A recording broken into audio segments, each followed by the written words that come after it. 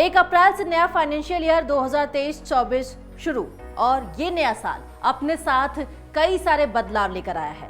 एक नहीं, दो नहीं, बल्कि ऐसे 15 बदलाव हैं जिनके बारे में आपको ये रिपोर्ट देखनी चाहिए ताकि आप भी आने वाले चेंजेस के लिए पूरी तरीके से तैयार रहें और समय पर अपना काम पूरा कर सके। 6 डिजिट वाले हॉलमार्क, पेन किलर्स, एंटीबायोटिक्स और दिल की दवाओं की कीमत समेत ऐसे और भी बदलाव हैं जिनका आपकी जेब पर सीधा असर पड़ने वाला है। तो चलिए आपको बताते हैं इस रिपोर्ट में कि क्या क्या वो बदलाव हैं। सबसे पहले बड़ा बदलाव तो ये है कि सिर्फ 6 डिजिट वाले हॉलमार्क सोने के आभूषणों की ही बिक्री होगी। नए नियम के तहत 1 अप्रैल से 6 डिजिट वाले अल्फा न्यूमेरिक हॉलमार्किंग के बिना सोना नहीं बिकेगा। जैसे आधार कार्ड पर 12 अंकों का कोड होता है, उसी तरीके से सोने पर 6 अंकों का हॉलमार्क कोड होता है। इसे हॉलमार्क यूनिक आइडेंटिफिकेशन नंबर यानी HUID कहते हैं। ये नंबर अल्फा न्यूमेरिक यानी कुछ इस तरीके से हो सकता है कि कुछ अंग्रेजी के अक्षर होंगे और कुछ अंक होंगे। इस नंबर के जरिए ये पता करना संभव होगा कि कोई सोना कितना कैरेट का है। देश भर में सोने का जो ट्रेडमार्क देने पर 940 सेंटर बनाए गए हैं। अब 4 डिजिट वाली हॉलमार्किंग पूरी तरीके से बंद हो जाएगी और उसके जगह पर 6 डिजिट वाली हॉलमार्किंग शुरू हो जाएगी और उसके बिना सोना नहीं बिकेगा। सोना खरीदना भी महंगा हो जाएगा। बजट में सोने और इमिटेशन ज्वेलरी पर सीमा शुल्क 20% से बढ़कर 25%, चांदी पर 7.5 से बढ़कर 15% करने का ऐलान किया गया था। ये नया टैक्स सिस्टम 1 अप्रैल से लागू होगा। इससे सोना चांदी की कीमतें भी बढ़ जाएंगी, सोना चांदी महंगा हो जाएगा। इसके अलावा फिजिकल गोल्ड को भी ई गोल्ड या ई गोल्ड को फिजिकल गोल्ड में बदलने को भी ट्रांसफर नहीं माना जाएगा, यानी इस पर कैपिटल गेन्स टैक्स नहीं लगेगा। अगर आप कन्वर्जन के बाद इसे बेचेंगे तो आपको लॉन्ग टर्म कैपिटल गेन्स यानी LTCG के नियमों के तहत टैक्स चुकाना पड़ेगा।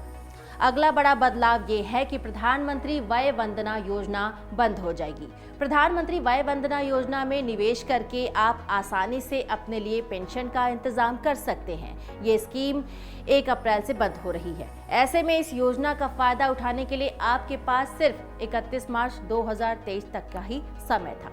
ये योजना 60 साल और उससे अधिक उम्र के नागरिकों के लिए एक पेंशन योजना है। इस योजना में एक मुश्त राशि जमा करके अपने लिए पेंशन का इंतजाम कर सकते हैं।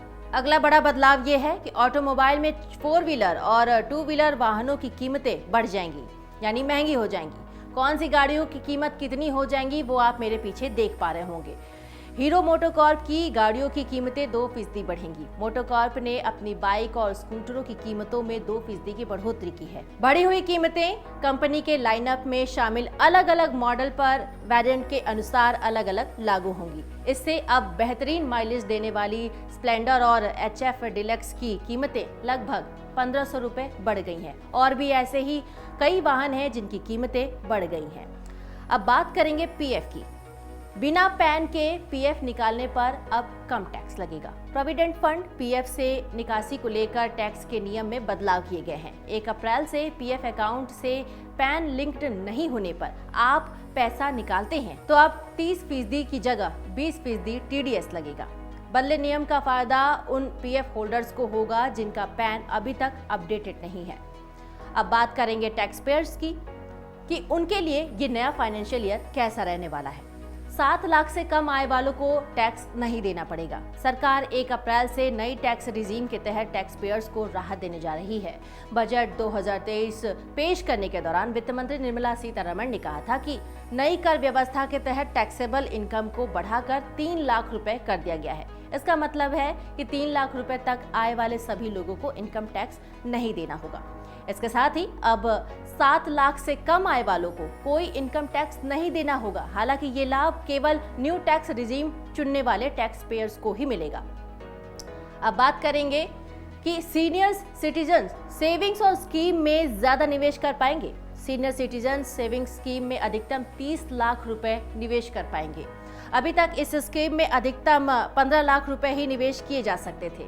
इस स्कीम में सालाना 8% ब्याज दिया जा रहा है। इसके अलावा सीनियर सिटीजन्स अब मंथली इनकम स्कीम में भी अधिकतम 9 लाख रुपए निवेश कर पाएंगे।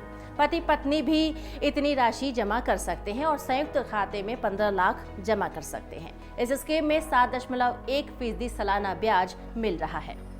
महिला सम्मान स्कीम शुरू हो जाएगी। बजट में 7.5% ब्याज दर के साथ महिला सम्मान सेविंग सर्टिफिकेट लॉन्च की गई है। महिलाएं 2 सालों के लिए अधिकतम 2 लाख रुपए जमा कर पाएंगी। अभी देश में 78% कामकाजी महिलाएं भी गोल्डन रूल ऑफ सेविंग यानी 20% बचत भी नहीं करती हैं। 2 लाख रुपए की स्कीम में से 2 साल में 32,000 रुपए का फायदा होगा। अब बात करेंगे दवाओं की, जो कि बेहद ही जरूरी है, आपकी रोजमर्रा जिंदगी से जुड़ी हुई है। पेन किलर्स, एंटीबायोटिक्स और दिल की दवाएं महंगी हो जाएंगी। पेन किलर्स, एंटी इन्फेक्टिव्स, एंटीबायोटिक्स और दिल की दवाएं महंगी होने जा रही हैं। सरकार ने ड्रग कंपनियों को कीमतें बढ़ाने की अनुमति दे दी है। कीमतें होलसेल प्राइस इंडेक्स में बदलाव के आधार पर बढ़ेंगी। इसकी कीमतें 10% तक बढ़ सकती हैं। कीमतें होलसेल प्राइस इंडेक्स में बदलाव के आधार पर ही बढ़ने वाली हैं। अब बात करेंगे स्मॉल सेविंग स्कीम की नई ब्याज दरें लागू हो जाएंगी।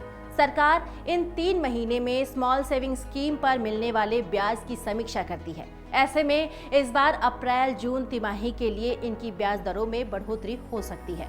आरबीआई के ब्याज दर बढ़ाने के बाद ज्यादातर बैंकों ने एफडी पर मिलने वाले ब्याज में इजाफा किया है। ऐसे में सरकार भी स्मॉल सेविंग स्कीम पर मिलने वाले ब्याज दर को बढ़ा सकती है। अब बात करेंगे डेट म्यूचुअल फंड्स पर। एलटीसीजी टैक्स बेनिफिट खत्म हो जाएगा। डेट म्यूचुअल फंड पर मिलने वाले लॉन्ग टर्म बेनिफिट 1 अप्रैल 2023 से खत्म हो जाएंगे। इनसे होने वाले गेन्स को शॉर्ट टर्म गेन्स माना जाएगा और टैक्स स्लैब के हिसाब से टैक्स लगेगा। अभी लॉन्ग टर्म कैपिटल गेन्स में इंडेक्सेशन के साथ 20% टैक्स लगता है। हालांकि ये नियम उन्हीं डेट म्यूचुअल फंड्स पर लागू होंगे जो 1 अप्रैल को या इसके बाद खरीदे जाएंगे। पहले से खरीदे गए फंड्स पर कोई असर नहीं पड़ने वाला है। गैस सिलेंडर, जो कि आपकी रोजमर्रा जिंदगी से जुड़ी हुई चीज है, तो अब बता दें कि गैस सिलेंडर के दामों में भी बदलाव हो सकता है। सरकारी और मार्केटिंग कंपनियां हर महीने की पहली तारीख को गैस सिलेंडर के दामों की समीक्षा करती है। इसके बाद दाम घटाने या बढ़ाने या फिर स्थिर रखने पर फैसला लेती है। पिछले महीने 14 किलो 200 ग्राम वाले घरेलू एलपीजी सिलेंडर के दाम 50 रुपए बढ़ गए थे और इसके बाद दिल्ली में इसकी कीमत 1103 रुपए हो गई थी। वहीं 19 किलो वाले कमर्शियल सिलेंडर के दाम में 350 रुपए 50 पैसे रुपए का इजाफा हुआ था। दिल्ली में ये अब 2119 रुपए 50 पैसे का मिल रहा है। वहीं पेट्रोल, डीजल और गैस के दाम में भी बदलाव आए हैं। सरकारी तेल कंपनियां, जो कि पहली तारीख को हर महीने पेट्रोल, डीजल से लेकर गैस सिलेंडर के नए रेट जारी करती है। मार्च में एलपीजी के कीमतें बढ़ी और कमर्शियल सिलेंडर के भी कीमत 350 तक बढ़ा दिए गए। लेकिन उसके बाद अब पेट्रोल और डीजल की भी कीमतों में बढ़ा दिया गया है। अगले महीने यानी अप्रैल महीने में एक बार फिर से गैस की कीमतों में बढ़ावा देखा जा रहा है। इसके साथ ही पेट्रोल, डीजल भी महंगे हो जाएंगे। बात करेंगे जीवन बीमा पर लगने वाले टैक्स के बारे में। अब तक आप सुनते आए होंगे कि बीमा में निवेश टैक्स से बचने के उपायों में से एक है, पर 1 अप्रैल से इसमें एक बड़ा बदलाव होने जा रहा है। 5 लाख रुपए से अधिक के वार्षिक प्रीमियम आय पर अब 1 अप्रैल 2023 से कर योग्य हो जाएंगे। अप्रैल में बैंक कितने दिन बंद रहेंगे ये भी जान लेते हैं। आरबीआई की ओर से अप्रैल 2023 के लिए बैंकों की छुट्टियों की लिस्ट जारी कर दी गई है, जिसके मुताबिक अप्रैल 2023 में कुल 15 दिन बैंक बंद रहने वाले हैं। अप्रैल महीने में साप्ताहिक छुट्टियों से लेकर अलग अलग राज्यों में होने वाले त्योहारों के चलते 15 दिन बैंकों की छुट्टी रहने वाली है। अगर बैंक से जुड़ा कोई काम आपका अभी भी रुका पड़ा है तो उसे जल्द से जल्द निपटा लें। अगर बैंकों की छुट्टियां शुरू हो जाएंगी तो आप ये काम नहीं कर पाएंगे। तो ये कुछ बड़े बदलाव हैं जो 1 अप्रैल 2023 से शुरू होने जा रहे हैं, जो कि आप पर और आपकी जेब पर सीधा प्रभाव डाल सकते हैं। इसके बारे में आपको पहले से जानकारी होनी भी जरूरी है, जिससे आप बिना किसी चिंता के अपना काम समय पर निपटा सकें। अमर उजाला अब आपके टीवी पर भी। अपने स्मार्ट टीवी पर YouTube पर सर्च करें अमर उजाला, चैनल सब्सक्राइब करें और देखें ताज़ा खबरें, वो भी HD क्वालिटी में।